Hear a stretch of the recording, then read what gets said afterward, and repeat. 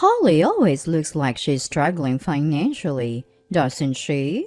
These are my mom friends who look down on me and revel in their sense of superiority.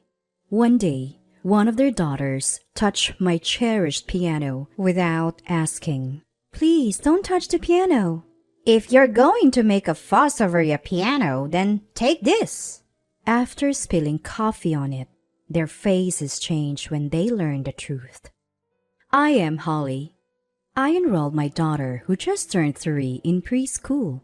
At first, she didn't want to be apart from me, but she got used to it within a week. I feel a bit lonely, but I'm happy to see her grow. When I pick her up, she tells me all about her day. She seems to enjoy her daily experiences at preschool. I joined a mom friends group when my daughter started preschool, but honestly, I'm not great at socializing. Still, I have to get along with them for my daughter's sake. There are 6 of us in the mom friends group, including me. All of us are moms of kids who play well with my daughter. They're all lovely people with deep affection for their children. They're more experienced in parenting, so I learn a lot from them. Above all, they're kind people who accept me, even though I'm not good at communication. However, there's one person I can't get along with. Good morning, Holly. Good morning, Dorothy. Hey, what's with that ugly bag your daughter has? Oh, I made a bag from her old clothes. Seriously? A bag made from old clothes? That's so poor. I'd be embarrassed to let my precious daughter carry that. Your daughter must be trying to be considerate of you. Is that so? Dorothy continued to look down on me with a bitter smile. The mom friend I can't stand is Dorothy. She's the wealthiest mom in the group. She always wears expensive clothes and bags, and she's beautiful with a great figure, the kind of woman everyone admires. But she has a bad personality. She targets people like me who are not assertive and looks down on them. I don't have the courage to talk back, so I just smile awkwardly. Oh, right. Your house is the venue for this week's tea party, isn't it? Yes, it's my turn this week. In the mom friends group led by Dorothy, we have a tea party at someone's home once a week. Although it's mostly just listening to Dorothy brag, I've hosted a tea party at my home several times before. My home is not as stylish as Dorothy's, so she never misses a chance to look down on me. She'd say things like, "It's weird not to have any paintings on the wall." Or, "Where did you get this tasteless sofa?" She even ridiculed my cherished piano. I'm sure I'll be exhausted from forcing smiles while being looked down upon. To be honest, I'm not looking forward to it. After all, it's at your house, Holly. Your furniture is all old and not attractive, but rules are rules, so I'll go. See you later. Dorothy said what she wanted and quickly left the preschool. After parting with her, I felt heavy thinking about the upcoming tea party. On the day of the tea party, as the other mom friends entered my home, Dorothy came in last. Today, she looked even more stylish than usual. Dorothy stands out in my modest home, looking out of place. Wow, you still have all this old furniture. I gave so much advice last time. Why don't you replace this sofa already? Oh, I forgot. You can't afford it, Holly. Ignoring Dorothy's arrogance, I started preparing tea and snacks in the kitchen. The other mom friends are chatting in their seats, but Dorothy is walking around the house alone. I wish she wouldn't snoop around. It's embarrassing. Oh, Holly, you still have this old piano?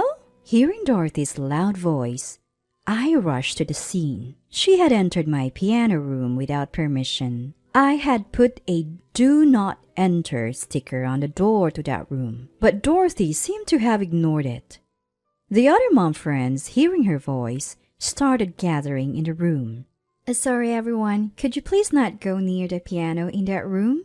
Dorothy frowned at my timid request. What? Why would you say that? That's not how you treat guests. I apologize, but that piano is very precious to me. Even a small scratch would be a big deal. Please understand. A scratch? It's already an old piano. What's one more scratch?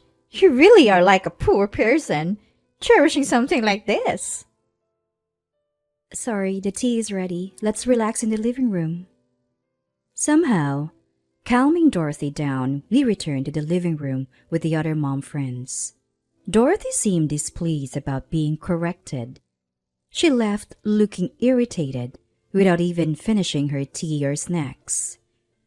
I worried this might affect my daughter's friendships, but she never came home crying.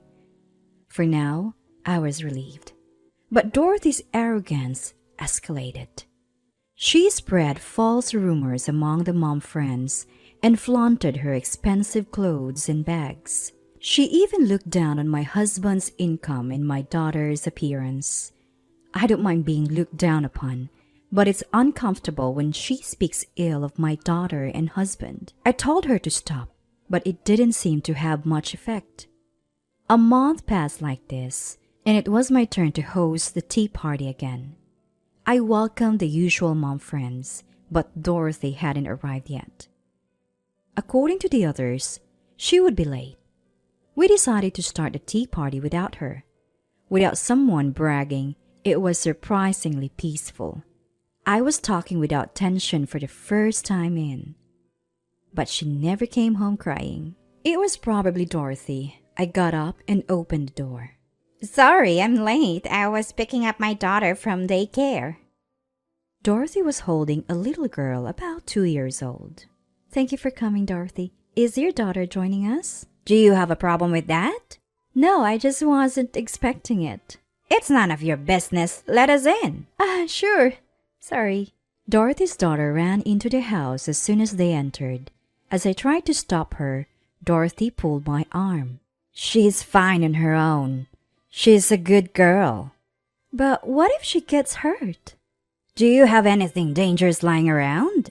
No, but since you're here, Dorothy, how about we have lunch? Would your daughter like to join? Wow, you're actually being considerate. However, Dorothy only called her daughter's name and didn't try to bring her to the living room. She left her daughter unattended and went to the living room where the mom friends were waiting. I managed to catch Dorothy's running daughter and took her to the living room. I handed her to Dorothy and started preparing lunch. As I was bringing the prepared dishes to the living room, I heard a noise from the hallway. I had a bad feeling and went to check. Dorothy's daughter was pulling out my daughter's toys and playing with them. Sorry, these are my daughter's favorite toys. Let's put them back where they were. As I gently spoke to her and tried to take the toy, she dropped it and started scribbling on the wall with crayons. I grabbed her arm in a panic, and she burst into tears. Hearing her cries, Dorothy and the mom friends rushed to the hallway. What are you doing, Holly? Making my daughter cry. She was just playing. I'm sorry, but she was drawing on the wall. She's a child. Let her doodle. It's not a big deal. But we're renting, so we'd have to pay for repairs. You really are like a poor person. That's a small expense. You should have been prepared for this when you had a child. Poor thing. She was having fun. Dorothy starts lecturing me instead of scolding her daughter. The other mom friends just looked the other way, not daring to oppose Dorothy. I give up on reasoning with her and decide to focus on lunch. As usual, she complains about my cooking, calling it bland, tasteless, and inedible. I thought I made a good meal, but today it just doesn't go down well. Just when Dorothy's bragging session starts, I hear the sound of a piano. I rush to the piano room, and as expected, Dorothy's daughter is playing it. I had left the piano lid open and forgot to lock the room. Stop! Don't touch that! I raise my voice, and characteristically, I pick up her daughter and usher her out of the room. Dorothy rushes in, hearing her daughter cry. Holly, what's the problem? Why are you making my daughter cry? Please, just don't touch the piano. It's really important to me. I bow my head, but Dorothy seems displeased. What's the big deal? It's just an old piano. She splashes her bottled coffee all over the piano. I try to wipe it off with my clothes, but it's too late. The coffee seeps into the white case and flows deeper into the strings. I collapse to my knees, realizing there's nothing I can do. The other mom friends rush in, asking what happened. I don't have the energy to answer. Instead, Dorothy gleefully recounts the events. Holly interrupted my daughter while she was happily playing the piano and made her cry. I didn't like her for a while and she became obsessed with playing the piano, so I poured coffee on her and pretended I never made her cry. Mom friends wondering which one to follow. One of the mom friends interrupts. Wait, this piano, it's worth over $1 million. She mumbles and turns pale. Oh, what's wrong? Why that long face? Is it about this old piano? This piano is worth over $1 million. It's a rare piece, one of only a few in the world. She's right. This piano was purchased by my grandmother. It's a limited edition worth about $1 million.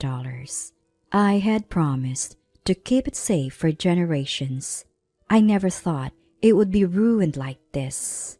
You're lying. Holly, how could someone like you own such a valuable piano? Speak up. Say it's a lie. No, it's not a lie. This is a cherished piano passed down from my grandmother. I warned you not to touch it before. If Dorothy spilled coffee on it, then she'll have to pay for the repairs. That would be around $100,000. $100,000? I can't afford that. Besides, it's Holly's fault for not telling me it was valuable. Dorothy tries to make excuses, but realizes her position. She apologizes profusely. I'm so sorry, Holly. I had no idea that old piano was so valuable. I'm truly sorry. Please don't bill me for the repairs. She had always looked down on me and acted arrogantly.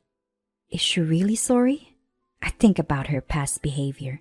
She's always looked down on me, brought her daughter without notice, and let her play without supervision.